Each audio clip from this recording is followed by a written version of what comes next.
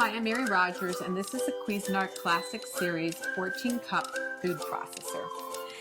It's a very generous size, so you'll have plenty of room to be doing all your family entertaining, but it's still a nice small footprint, so you can use it for every day too. So you'll notice it's got a nice square base, and it has what we call paddles to operate. So here, this one, you press it down, it's on. This one is off. And if you press and hold this one down intermittently, it would be for pulsing. So, has a nice smooth finish. It's stainless steel on the outside. Has a lid that you remove by twisting and just pulling it off. It's really simple and easy to operate. This is your feed tube, and there's also a smaller feed tube inside, which I'm going to show you how to use a little bit later. And you can actually drop things in through the feed tube like garlic. We're going to do garlic and jalapeno, and you can actually have the machine running, and it's a very efficient way to chop up garlic and some other items. The other thing is that it's great if you want to add liquid very slowly. The small feed tube has a small hole in it, so if you want to make a vinaigrette, you can just pour the oil directly into the small feed tube. Or if you're going to make mayonnaise where you want to slowly incorporate any kind of oil, it'll just drip through the feed tube directly into your bowl in a very consistent way so that you get a great finished mayonnaise or a vinaigrette. So let's look at some of the other items that come with your food processor. In the bowl already is your chopping blade. And we call this the S blade because it's shaped like a little bit like an S. And this is used for everything from chopping herbs and onions to pureeing, mixing, and also kneading doughs. And then the next thing is your stem. And the stem is attached to the bottom of your discs by lining up this arrow here with this one here. It's a little hard to see. And you just press this down and turn to lock it into place. And then what you would do is you hold your disc by the edges, and there's also a little icon up here. It's the same shape as the stem on the bottom, and if you line those two up, you can just slip it in really easily. So that's the shredding disc, and it's medium. We always recommend that you lay the disc down and then put on the stem accordingly.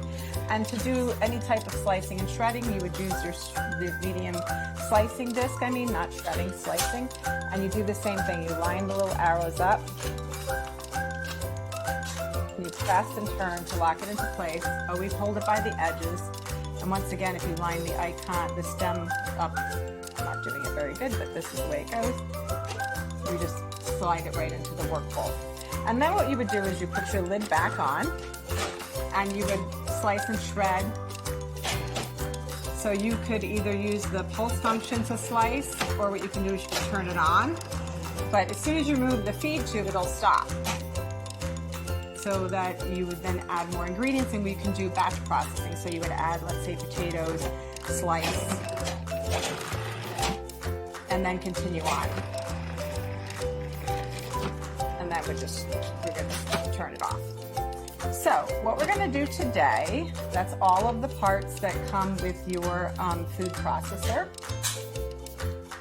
And also you get a little spatula we help you with. What we're going to do now is we're going to put in the chopping blade. I'm going to show you how to make a guacamole very quickly and easily. So just put that in.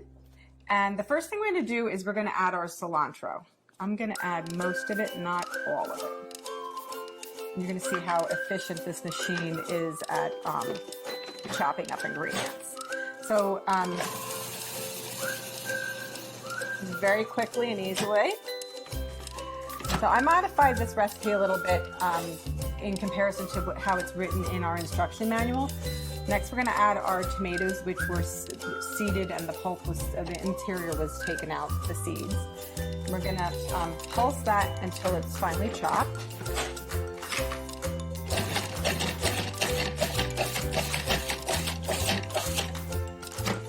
When you first start using a food processor, it's a good idea to actually use the pulse function because of the fact that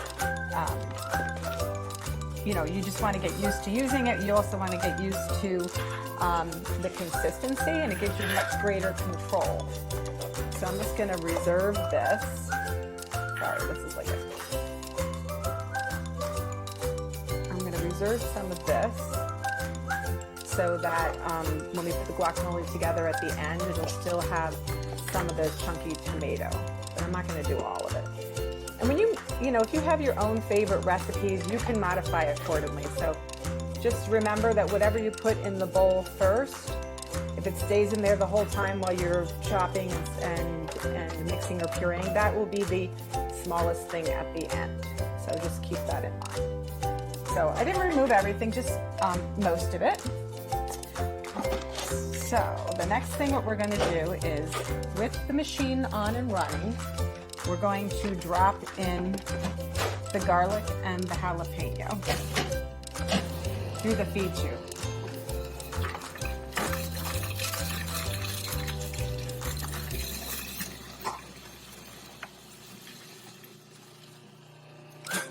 We're going to stop and just scrape down the bowl. And then we're going to move on and add our onions, our green onion. Oops, sorry. We have to add the green onion. Again, we're going to chop that until it's fine. And then we're going to add the majority of the rest of our ingredients. The first being our fresh avocados. So just do that by adding that like so. And the last of the ingredients, so of course lime juice. This helps keep your guacamole also very fresh looking and gives it lots of extra flavor. This is the salt, cumin, and then the last ingredient is the chili powder. So now what we're going to do is we're going to put the lid back on, and then we're going to pulse until it's really creamy.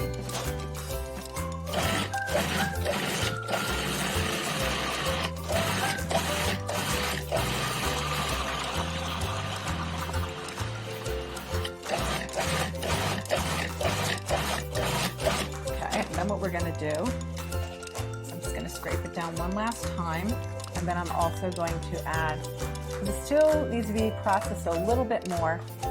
And then what I'm going to do at this point too is add the balance of the cilantro that I reserved.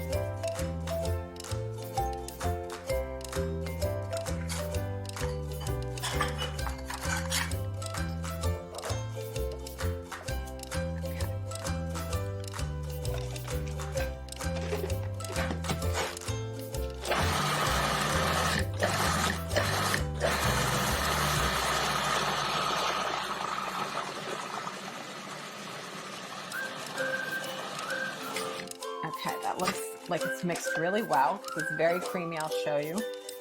It's nice and very, very creamy looking. So the last step is to add back in the tomatoes and the cilantro. And this is really just so that they don't become, when you're pureeing the guacamole, if it stays in there the whole time, you won't see the chunks of the tomato anymore. Let's just add that back in, and we're going to pulse until it's incorporated.